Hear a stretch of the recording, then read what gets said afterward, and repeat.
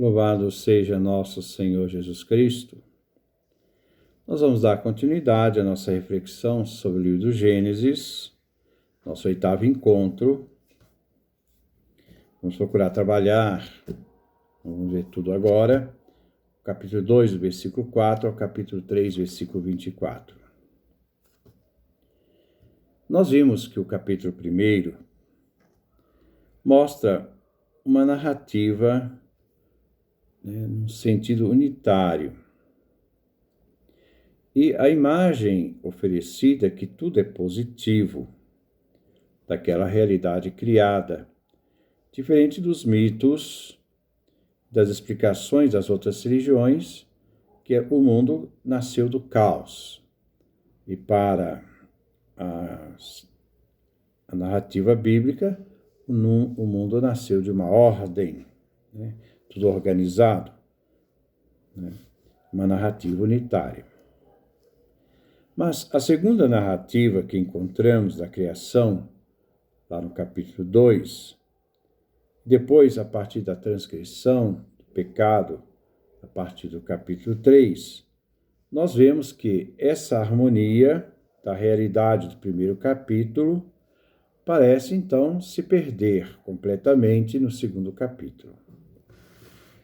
O mundo aqui vem desenhado através de uma presença, a presença do pecado. A presença, então, da precariedade, como também a presença da morte. E o mundo muito próximo à realidade do dia a dia da vida de Israel, e certamente muito mais próximo da primeira página, próximo também ao nosso mundo. Quer dizer, o capítulo 2 está mais próximo à nossa realidade que o capítulo 1. A nossa realidade, então, se aproxima muito desse capítulo 2. Ora, o início dessa narrativa é uma narrativa antiga do século IX, é uma narrativa javista, isto é, da tradição javista. Ora, o início dessa narrativa é assinalada daquela fórmula que vimos. Esta se trata da origem do céu e da terra. Nós já dissemos que esta fórmula que vimos no primeiro capítulo parece sempre o início, que no nosso caso introduz uma narrativa importante da criação e da transgressão. Afirma então Dom Matteo Crimella que o panorama da segunda narrativa do capítulo 2 é totalmente diferente da primeira narrativa.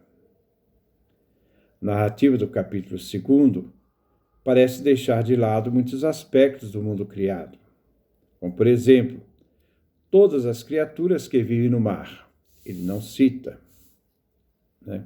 Está presente na primeira narrativa, não está na segunda narrativa, no capítulo 2. Tudo vem concentrado sobre aquilo que se move sobre a terra, e aquilo que se move sobre a terra vem confiado, então, ao homem, que deve cultivar o solo, a terra, e, ao mesmo tempo, que a terra é criada diferentemente da primeira narrativa. Primeiro e separadamente, nós vemos também a mulher. No capítulo, foram criados juntos macho e fêmea, mas agora nós vemos primeiro é criado o homem, depois a mulher. Então, no primeiro capítulo diz que Deus criou o homem, macho e fêmea. No segundo capítulo diz que Deus criou primeiro o homem, depois a mulher. A mulher vem em segundo momento. Não é? Mas a terra aqui aparece seca, árida, deserta, privada da abundante disponibilidade da água que vemos no primeiro capítulo. Podemos dizer O ambiente do primeiro capítulo parece o ambiente da Mesopotâmia, entre o rio Tigre e Eufrates, e os canais que irrigam a terra. O ambiente do capítulo 2 parece ser aquele palestinense da Palestina, muito mais seco. Certo que tem o jardim do Éden no centro. O jardim parece uma cena, um paraíso, um oásis, cercado por um deserto. É a mesma imagem de Deus. E a mesma imagem de Deus aqui não é sagrada, daquele que diz que as coisas acontecem. Mas tudo fruto do trabalho da mão de Deus, que envolve, que passeia no jardim, que troca a palavra com o homem e com a mulher. Agora vemos a pergunta que se faz dentro desse capítulo 2. Diante da descrição, como nosso autor introduzirá, o tema importante da vida do homem, que também é o tema do mal. Como ele fará? Aqui não estamos diante de uma segunda narrativa da criação, mas aqui é um aprofundamento. Se quer descer em profundidade, se quer, podemos dizer, olhar em profundidade o homem na sua relação com Deus, e sua relação com o próximo, e sua relação com a terra. Então nós vemos que o 2º capítulo mostra um quadro.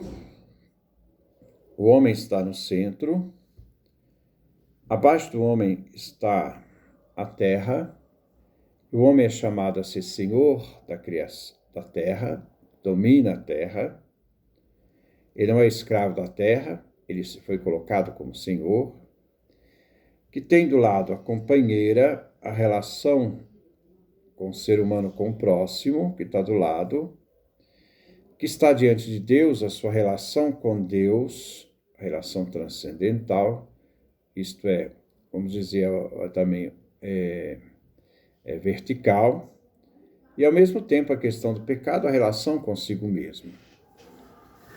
Se a primeira narrativa tinha seu ápice na criação do homem, esse homem que era incompleto, que recebia a missão de dominar a terra,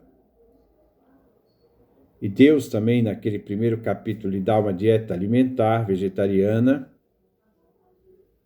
que era um modo de evitar a violência. Essa narrativa toma esta precisão ao próprio ser humano. E é pedido que ele cuide do jardim e depois dá uma ordem sobre o que ele deve comer. Isto é a harmonia do universo.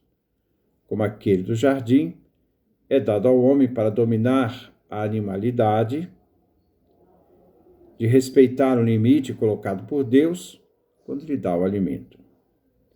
E agora a continuidade entre a primeira narrativa e a segunda. Mas vamos refletir que o quadro é que o homem está inserido no seu mundo. Primeiro quadro, capítulo 2, versículo 4, versículo 17, situa simplesmente o ser humano no espaço preciso. Não mais o universo inteiro, como no capítulo 1, mas uma terra muito específica. No início existe uma falta. Não tem vegetação, não tinha água, não tinha um homem para trabalhar. Esta falta vem amenizada por meio da água que sai do solo, versículo 6. Do homem colocado no jardim, versículo 7 e 8, e enfim a vegetação, versículo 9. Vamos ver a criação do homem, no versículo 7. Aqui tem um jogo de palavras e significado. O homem vem chamado Adão, que é uma palavra que tem sua base no nome terra, Adamá. Então, Adão é o homem que veio da terra. O homem Adão vem da terra, Adamá. E, entretanto, o ser humano se distingue dos vegetais. Enquanto os vegetais germinam e crescem, o homem vem plasmado da mão do Criador. Deus mesmo plasma o homem. O homem é plasmado por meio do pó, da terra, do solo. Então, Adamá, aí a palavra Adão. A referência ao pó da terra, o que recorda? Recorda a fragilidade, a morte, recorda que somos pó, que somos frágeis, que somos mortais. Portanto, o homem é um ser frágil. O homem é mortal. Mas atenção, não só porque a sua vida tem um fim, mas porque o homem é o único a ser consciente de ter que morrer. Essa é a diferença. O homem tem consciência da finitude da vida e da sua fragilidade. O homem sabe que morrerá, diferente dos outros seres. Parece que esta seja a realidade. Bauman fala que o homem só pode falar dele porque tem consciência da morte. Porque sabe que vai morrer. Que tem que honrar os mortos e assim revela a sua humanidade. Mas não é suficiente. Este homem não é só pó. Fragilidade, consciente da morte, mas tem a luz da vida. Não é tanto o respiro, porque os animais respiram, mas algo a mais. Porque este respiro, Deus sopra um hálito de vida e está ligado com aquele espírito de que falava Gênesis 1:3. Deste modo, o homem se diferencia do animal, e tanto é que dá o nome aos animais, reconhece seus sentidos. O ser humano domina os animais. Se o homem está ligado à terra, Adão, isto é, ligado a Adamã, contudo, o seu ser tem um hálito, um sopro vital de vida, que o une à própria divindade. Ele fala exatamente como Deus, até agora, o único que fala. Qual é a missão, então, do homem? E vem precisado com dois verbos, de cuidar e trabalhar. O verbo trabalhar exprime a ideia de culto, de serviço. E podemos dizer a fidelidade à realidade. O verbo cuidar vai na mesma direção. Olhar, ter os olhos sobre algo, isto é, o jardim.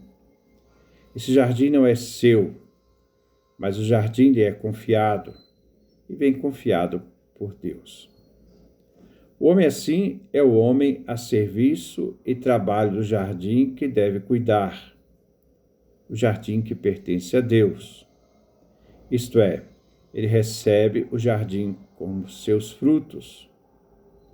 Quase a dizer, é uma relação harmoniosa em que o bem do homem e o bem da natureza se encontram. Se o homem está a serviço do jardim e deve cuidar, o jardim dará seu fruto. Isto é, o homem é colocado diante de uma responsabilidade. É um texto que dá um sentido mais moral, porque requer a questão da responsabilidade. O outro, primeiro capítulo, é da normalidade, na questão da normatividade, as normas que o homem pode e não pode fazer. Aqui não.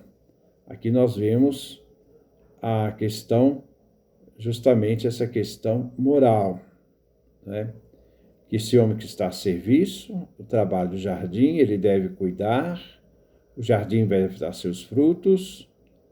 Então, esse homem deve, acima de tudo, ter responsabilidade sobre aquilo que lhe foi confiado. E esta responsabilidade vem explicitada por Deus na ordem, mandamento, dado pela árvore, capítulo 16, versículo 16, versículo 17, a propósito desta árvore. Nós vamos ver qual é o propósito dessa árvore.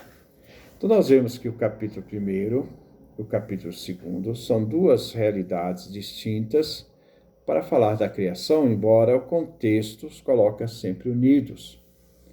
No capítulo 1, Deus criou dentro de uma ordem, de um equilíbrio. Tudo foi feito no seu lugar, para que realize as suas funções. Foi dado, então, a criação do homem, macho e fêmea. E esse homem também lhe foi dado o direito de comer das ervas. Então, foi entregue ao ser humano, né, essa realidade, a vida que estaria sob a responsabilidade do ser humano.